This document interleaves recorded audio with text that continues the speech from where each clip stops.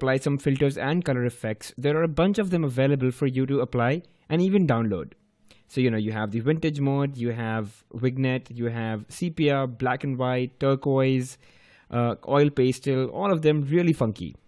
The camera also has a really fabulous autofocus capability. So while recording a video, if you were to go close to an object, the camera would automatically macro focus and give you a beautiful picture of the subject with diffused background. It's really quick and most of it is automatic, though you can always manually tap to focus.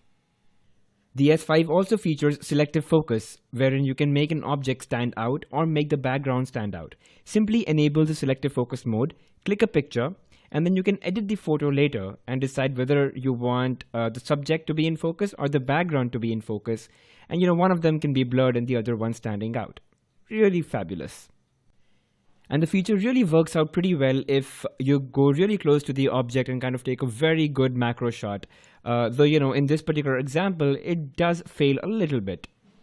And again, I'm just going close to this flower. I tap to focus this time.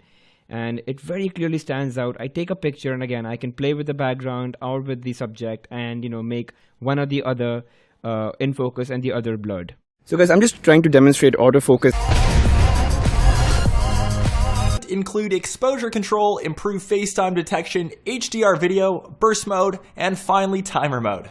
Hopping into the camera app, we'll take a look at each of the different settings and features. First off is time-lapse. So important that you try and keep your iPhone as steady as possible.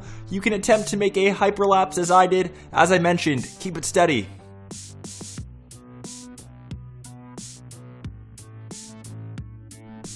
Next up, we've got slow motion, one of my favorite controls. This can record at 720p at either 120 frames per second or 240 frames per second. Check this one out.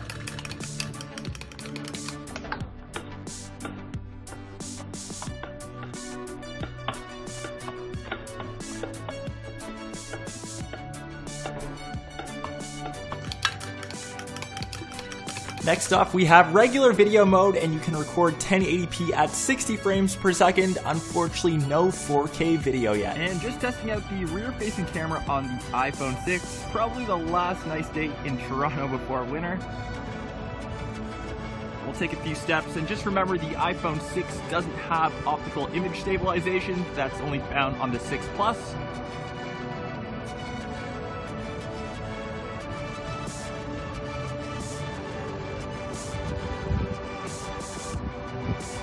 And just let me know down below what you think of the quality. Is it shaky?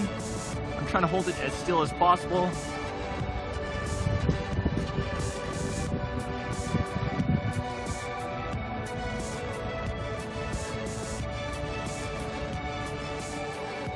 Next off, some photos. I took a bunch of different snaps inside the house as well as outside. Just remember, a brand new sensor, and I would be lying if I said this wasn't one of the best cameras I've used on a smartphone.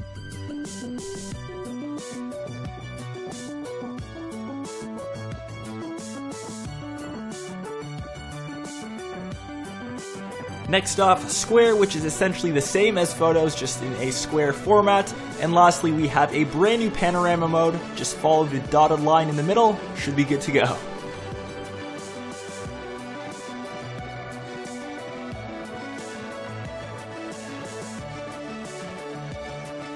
Switching back to the front side of things, as I mentioned, it has a 1.2 megapixel FaceTime HD camera, perfect for, of course, FaceTime, Snapchat, Instagram, taking every single sort of selfie.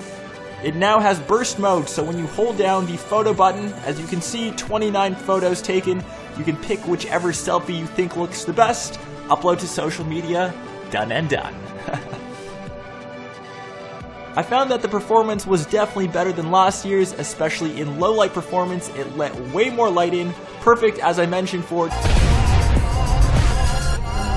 the iPhone 6 Plus. Now, the image sensor on the iPhone 6 isn't radically different than previous iPhone cameras, maintaining the same 1/3 inch sensor size as the iPhone 5S. But the 6 Plus finally ushers in an era of hardware-based optical image stabilization. Throughout all of our tests, we can see a noticeable improvement in the smoothness of the video being shot, thanks to that hardware-based image stabilization. Starting off with some brightly lit outdoor scenes, I still feel that companies like Apple and Samsung, in trying to create bright, vivid, well-saturated scenes, tend to overexpose their shots just a little bit. These yellow flowers, for instance, we start to lose detail in the highlights as colors start to clip at the brightest edges of the flower. And also, I do wish Apple would provide us with a slightly higher contrast ratio. I do wish this flower would pop off of the background of dark greens just a little bit more. And while Apple has done a phenomenal job of incorporating hardware image stabilization, we're still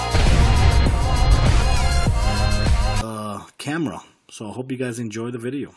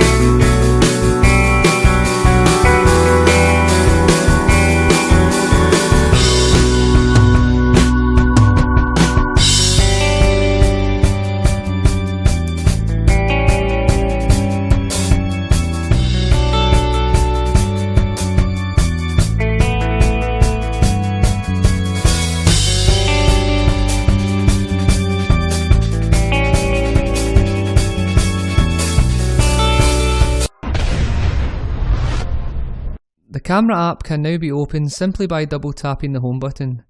On the left hand side of the screen you have a collapsible menu that can be toggled on and off. It also features different options like effects. In effects there are a few you can choose from like grayscale, but you can of course download more if you wish. Other toggles include HDR, timer, flash and of course settings. So let's take a closer look at the settings menu.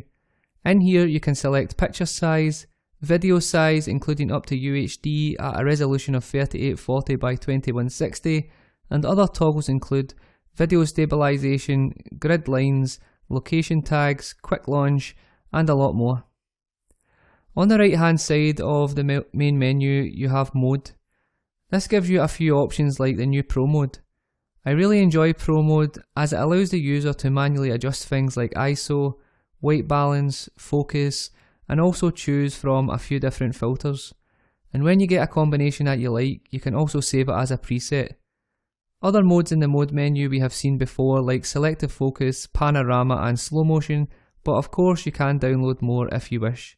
So for the rest of the review, I'm going to play some background music while I show you a combination of shots and of course video, so sit back and enjoy.